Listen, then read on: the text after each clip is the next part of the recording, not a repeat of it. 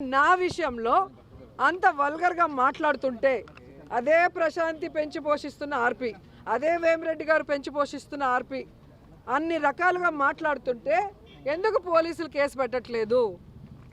కోర్టులో ఎందుకు సుమోటోగా తీసుకొని అలాంటి వాళ్ళకి బుద్ధి చెప్పట్లేదని నేను అడుగుతున్నాను.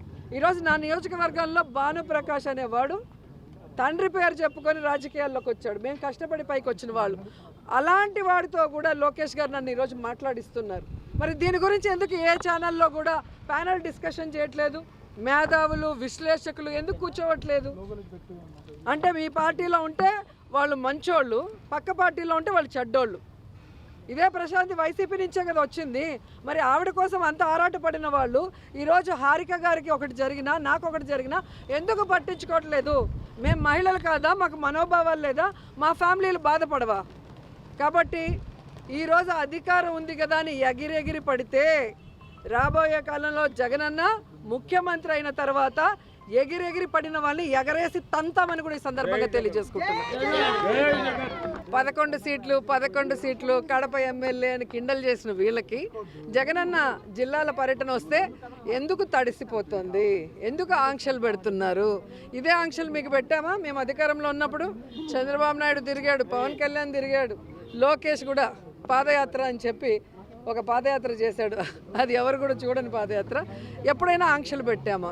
అంటే జగన్మోహన్ రెడ్డి గారు జనంలోకి వస్తే తెలుగుదేశం పార్టీ ఈవీఎంల ద్వారా గెలిచిపోయిందన్న విషయం పబ్లిసిటీ అవుతుంది. కాబట్టి వాళ్ళు ఏదైతే సూపర్ 6 కానీ 143 మేనిఫెస్టోలో చెప్పినవి చేయకుండా జగనన్న ఇస్తున్నవి కూడా ఇస్తామని చెప్పి ఇవ్వకుండా పోవటాన్ని ప్రజలందరూ కూడా జగనన్న వెనక వెళ్తూ ఆయనకు చెప్తున్నారు. కాబట్టి వాళ్ళు చేసిన తప్పులు, వాళ్ళు చేస్తున్న అవినీతి ఏదైతే ఇప్పుడు ఉందో, ఇసుక కానీ, మద్యం కానీ, గంజాయి కానీ, డ్రగ్స్ కానీ, ఇవన్నీ బయటకు వస్తున్నాయన్న భయంతో, బాధతో ఈ ఆంక్షలు తప్ప ఎందుకు ఆంక్షలు నాకు చెప్పాల్సిన అవసరం వాళ్ళు ఉంది.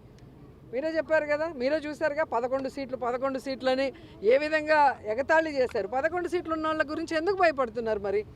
అండ్ రెండవది, ఈరోజు సీరియస్గా డిస్కషన్ చేసింది పిఎస్సీలో ఏంటంటే జగన్మోహన్ రెడ్డి గారికి Z+ కేటగిరీ భద్రతను కల్పించాలి. కానీ వీళ్ళు కోర్టుకు కానీ కేంద్ర ప్రభుత్వానికి కల్పిస్తున్నామని అబద్ధం చెప్తూ ఎక్కడా కూడా భద్రత కల్పించడం లేదు. రోప్ పార్టీస్ లేదు, పోలీసుల ప్రొటెక్షన్ లేదు. పోలీసులు ఏం పని చేస్తున్నారు? నియోజకవర్గాల్లో నోటీసులు ఇచ్చి మీరు మీటింగ్కి వెళ్తే మీ మీద రౌడీ షీట్లు తీస్తామంటారు. లేదంటే చెక్ పోస్టుల దగ్గర కార్లు పట్టుకోవడం, బైకులు పట్టుకోవడం, ప్రజల్ని కొట్టి పోలీస్ స్టేషన్లో కూర్చోబెట్టడం, జగన్ గారి మీటింగ్లు పోగొడతారు. దీనికి పోలీసుల్ని ఉపయోగిస్తున్నారు. లేదంటే లోకల్ ఎమ్మెల్యేలు ఎవరైతే కూటమి ప్రభుత్వం వాళ్ళు చెప్తున్నారో వాళ్ళకి నచ్చని వాళ్ళు వైఎస్ఆర్సీపీకి స్ట్రాంగ్ ఉన్న క్యాడర్ మీద తప్పుడు కేసులు పెట్టి లోపల పెట్టడానికి యూజ్ చేస్తున్నారు తప్ప ఒక ప్రతిపక్ష నాయకుడు, ఒక ముఖ్యమంత్రిగా పనిచేసిన జగన్ గారు జిల్లా పర్యటనకు వస్తే కనీస భద్రత కూడా లేకపోవడం చాలా బాధాకరం. మీరు చూశారు పొదిలీకి వెళ్ళినప్పుడు కానీ, రాప్తాడుకి వెళ్ళినప్పుడు కానీ. నేనైతే కళ్ళారా చిత్తూరుకి మ్యాంగో రైతుల కోసం వచ్చినప్పుడు చూశాను. ఒక్క పోలీస్ అంటే ఒక్క పోలీస్ ఆ మార్కెట్ యార్డ్లో ఉన్నారా? జనాలు ఎలా మీద పడి జగన్ గారిని వాళ్ళ వైపుకు లాగేసుకుంటున్నారు అభిమానంతో మనం చూసాం. అంటే జగన్ గారిని ఏదో ఒకటి చేయాలన్న తపన అనేది ఈ కూటమి ప్రభుత్వంలో కనిపిస్తుంది. ఎందుకంటే చంద్రబాబు నాయుడు సొంత తండ్రి లాంటి ఎన్టీఆర్ గారికే పార్టీ లాక్కొని చెప్పులేసి ఆయన చావుకు కారణమైన వ్యక్తి. కాబట్టి కుట్ర రాజకీయాలు చేయటము, వెన్నుపోటు రాజకీయాలు చేయటం చంద్రబాబు నాయుడుకి వెన్నతో పెట్టిన విద్య. కాబట్టి జగన్మోహన్ రెడ్డి గారి భద్రత గురించి మేమంతా ఆందోళన చెందాం. అందరం కూడా పిఎస్సీలో దాని మీద డిస్కస్ చేశాము. మేము న్యాయ పోరాటం దీని మీద చేయాలనుకుంటున్నాం. కేంద్రకు కూడా ఇన్ఫార్మ్ చేసి ఆయనకి భద్రత పెంచే విధంగా అడుగులు ముందుకు వేయాలి.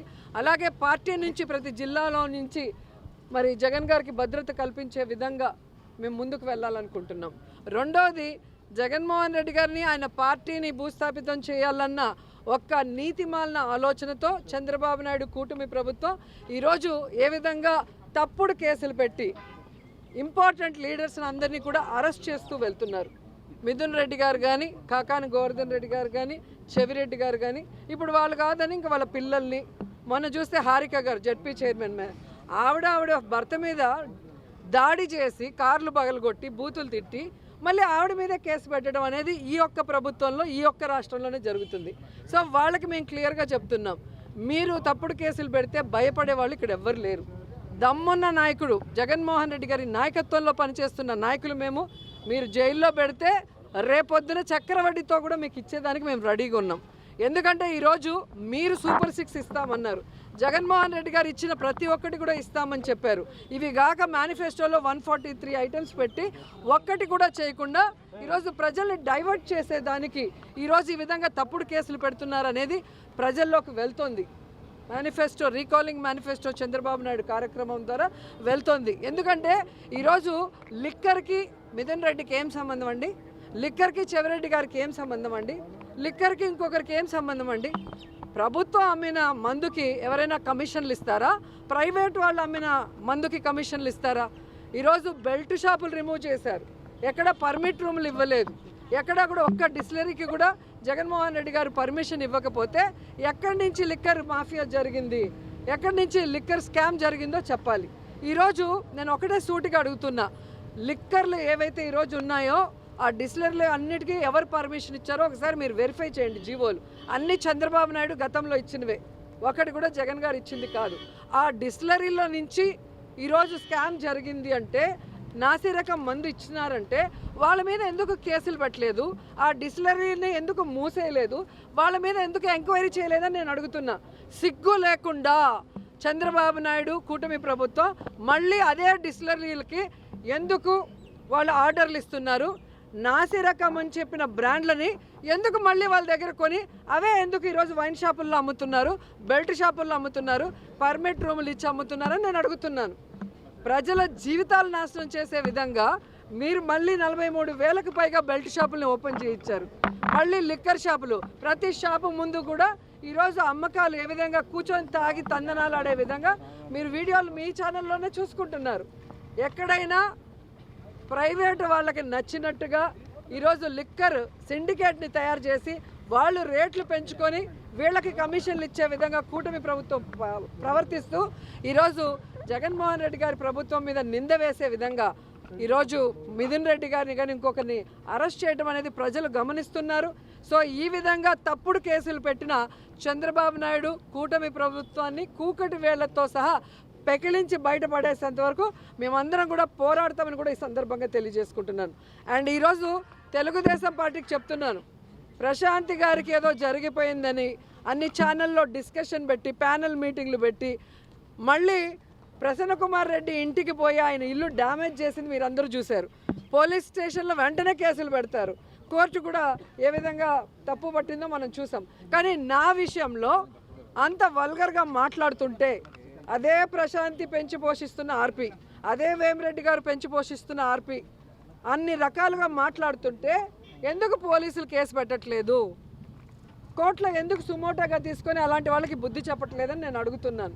ఈరోజు నా నియోజకవర్గంలో భానుప్రకాష్ అనేవాడు తండ్రి పేరు చెప్పుకొని రాజకీయాల్లోకి వచ్చాడు. మేము కష్టపడి పైకి వచ్చిన వాళ్ళు. అలాంటి వాడితో కూడా లోకేష్ గారు నన్ను ఈరోజు మాట్లాడిస్తున్నారు.